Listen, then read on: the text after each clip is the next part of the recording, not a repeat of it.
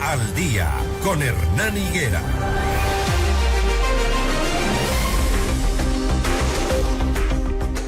6:21 a.m. El correísmo dejó una puerta abierta después de que no obtuvo los votos para censurar y destituir a Mónica Palencia. La sesión fue suspendida antes de la reconsideración para dejar en firme lo votado. ¿Qué podría ocurrir en adelante? ¿Cambia en algo el panorama electoral con las posturas demostradas por cada bancada al interior de la Asamblea? ¿Hay una influencia de la actuación de cada uno de los bloques? Le pregunto a Gabriela Panchana, ella es comunicadora política. La lectura más allá de lo que el país miró y escuchó después del juicio político. Esto, ¿cómo debemos leerlo? Después de la absolución de la ministra Palencia, decíamos hace un momento, la inseguridad no es que ha parado ni es que se ha hecho algo, digamos, en acciones concretas para la ciudadanía o en favor de la ciudadanía, ¿o sí? Gabriela, buenos días. Buenos días, Hernán. Muchas gracias por la invitación y un saludo a la audiencia. Realmente lo que pasó ayer en la Asamblea poco o nada importa a la gente, al país en general. Los políticos se llenan la boca hablando a nombre del pueblo, pero en primer lugar el pueblo son millones de personas que tienen necesidades específicas y en ese momento necesidades comunes, porque tenemos problemas comunes como la falta de energía, como la falta de seguridad, como la falta de oportunidades. Esas cosas creo que sí nos juntan a todos los ecuatorianos, o por lo menos a la gran mayoría. Y de poco o nada les sirve lo que hace la Asamblea Nacional como el juicio político a la ministra Mónica Palencia, donde lo que se dio realmente fue show de ambos lados, porque yo tampoco creo que del lado del gobierno o del lado de la ministra hubo una actuación que estuviera a la altura. Hubo mucho histrionismo y poca información que de verdad fuera de utilidad para la gente. Mostrar una carpeta que nadie alcanzó a leer ni a ver ni siquiera si es que todas las páginas estaban impresas es parte de un más que nada de una especie de herramienta o de arma de retórica que realmente algo que nos pueda convencer de que ese plan llamado Fénix existe, o más que existir, tiene algún tipo de utilidad para la ciudadanía. Uh-huh. En los discursos se notó más bien la pugna política que existe entre el gobierno y la oposición, y en los discursos de las dos partes ninguna cifra que llame la atención, digamos, al país, porque mientras nos dicen que sí, que se está luchando, que se han vencido a grandes grupos delincuenciales, por el otro lado da la sensación de que se defiende los derechos humanos de los delincuentes que a sangre fría asesinan, extorsionan, secuestran. El país como que queda en un momento de, o sea, nadie nos defiende, ¿no? Y yo me he sentido y he escrito respecto de esta orfandad que creo que es la que estamos viviendo desde hace un tiempo la ciudadanía o los ecuatorianos. Creo que no hay, sinceramente, en la clase política, ni en los gobernantes o en las autoridades, ni tampoco en la mayoría de los candidatos a la presidencia o de los candidatos en general a cualquier dignidad. Yo siento que hay algún representante que levante la voz y que tenga una especie de antorcha o de faro para poder guiar al país hacia la salida de este, que no sé si es un túnel o un pozo profundo donde estamos. Creo que no hay claridad mental, no hay voluntad, porque creo que lo más importante en un líder o en una líder político es esa voluntad de querer realmente guiar al país hacia un plan, hacia un proyecto, pero yo no escucho planes amplios, digamos, planes a largo plazo que muestren una salida. Y entonces la sensación es efectivamente que no tenemos quien nos defienda, que no tenemos quien nos represente. Se defienden grupos, se defienden poderes. Ayer el uso de los recursos públicos molestó, indignó. mientras estudiantes ahí muy cerca, a 4 cuadras de la asamblea, son asaltados a diario, son robados por delincuentes que se pasean libremente en las calles. A 4 cuadras más arriba, un dispositivo policial increíble, un helicóptero rondando sobre la asamblea con banderas políticas, como si los recursos del Estado no fueran, digamos, como si fueran de ellos, de las tiendas políticas, de los partidos políticos. Esos mensajes, esas cosas que los ciudadanos ven, esa semiótica que nos muestran tanto los de la oposición como los del gobierno, deben ser evaluados electoralmente ahora en este proceso, porque también las posturas que tomaron ayer, por ejemplo, el Partido Social Cristiano con la Revolución Ciudadana buscando la censura, nos dice mucho también. Así es. Bueno, el Partido Social Cristiano y la Revolución Ciudadana juntos no es de extrañarse.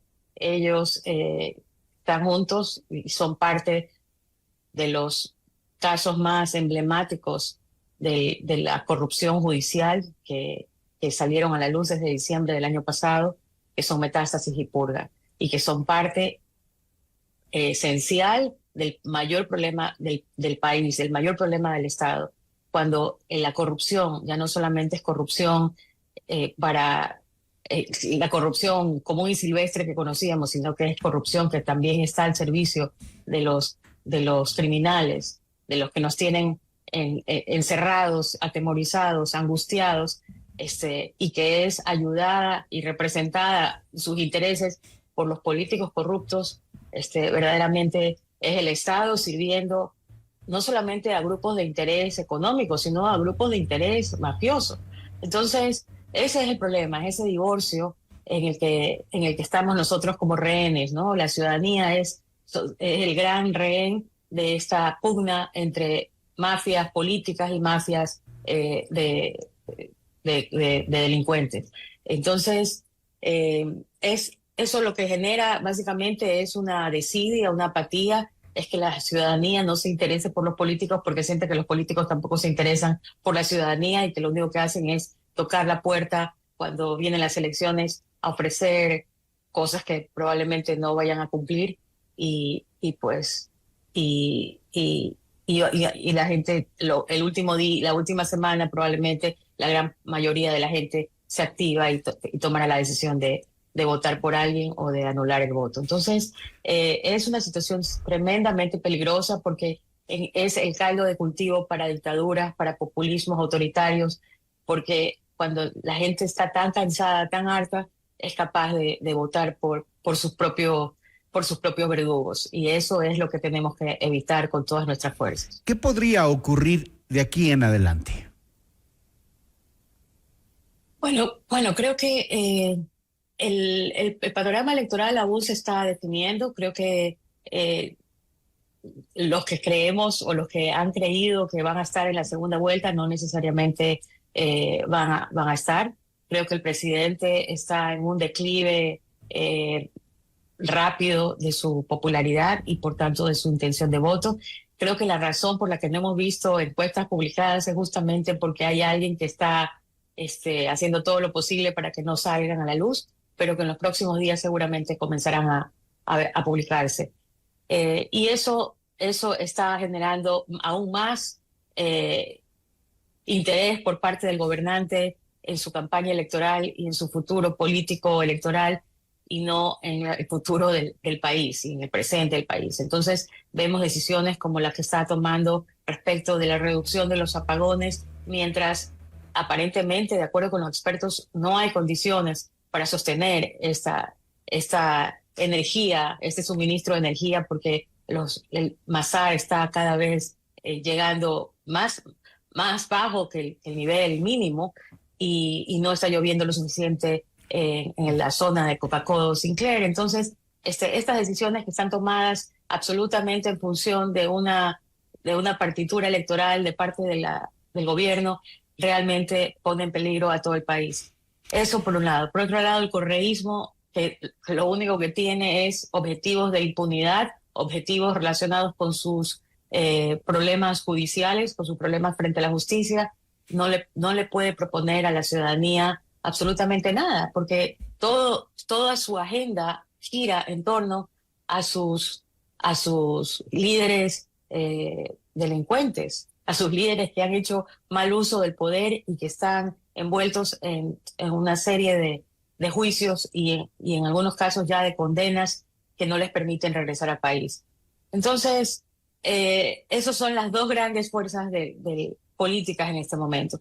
Y de ahí pues tenemos la pugna para que el señor Topic participe o no participe, también en función de los intereses del poder que está inmiscuido en los espacios de control como el Tribunal Contencioso Electoral. Y de ahí en adelante tenemos un pelotón de candidatos que aún creo que pueden dar la sorpresa. Entonces, nos toca a quienes hacemos opinión y a ustedes como periodistas tratar de encontrar lo más rescatable a la gente que de verdad tiene algún interés por servir al país, por el bien común y no solamente por el interés personal o el interés egoísta, y ver cómo se va formando o estableciendo la papeleta para enero y febrero.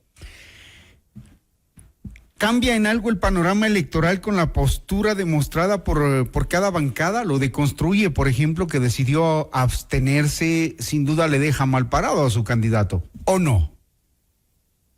Realmente la posición de Construye era muy complicada porque creo que tenía argumentos en contra de la ministra, tenía argumentos muy, muy fuertes en contra de la ministra, y más que de la ministra como persona, de la ministra como representante del gobierno.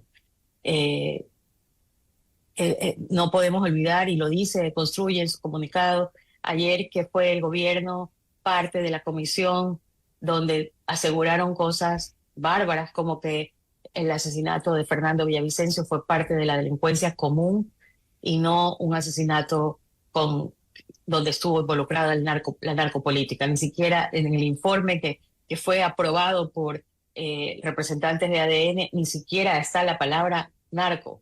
O sea, es algo realmente impresionante, increíble. Sin embargo, no podía tampoco Construye votar junto con los mayores representantes del brazo político de la narcopolítica, que son la Revolución Ciudadana. No podía votar con el Partido Social Cristiano, que de alguna manera, junto con la Revolución Ciudadana, han estado involucrados en el desfalco de más de $900 millones al ISPOL.